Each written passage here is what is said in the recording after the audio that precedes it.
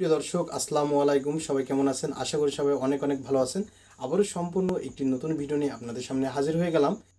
আজকের এই ভিডিওটি তাদের জন্য স্পেশাল যাদের মেমোরি নিয়ে প্রবলেম, অর্থাৎ আপনার ফোনে এসডি কার্ড আছে অথচ এক্সটার্নাল স্টোরেজ বা এসডি কার্ড কিন্তু সাপোর্ট করে না, অর্থাৎ মেমোরি কার্ড সাপোর্ট করে না।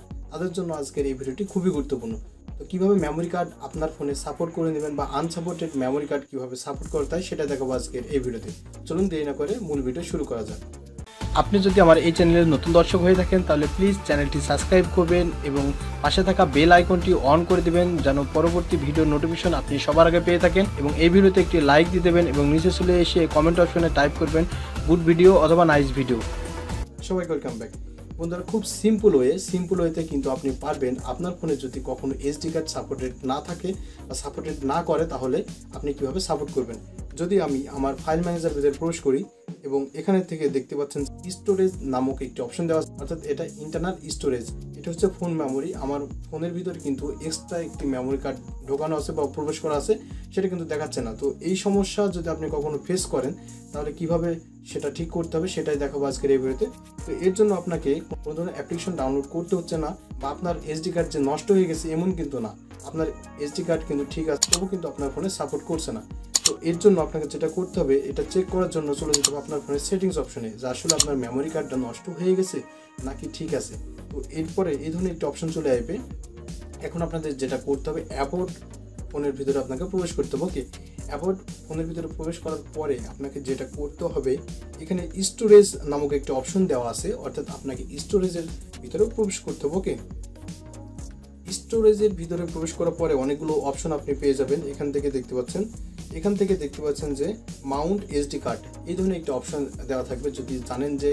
যদি দেখেন যে আপনার ফোনে এখানে মাউন্ট এসডি কার্ড নামক একটা অপশন দেওয়া আছে, তাহলে জানবেন যে আপনার এসডি কার্ড ঠিক আছে, অর্থাৎ আপনার ফোনে কিন্তু সাপোর্টেড না।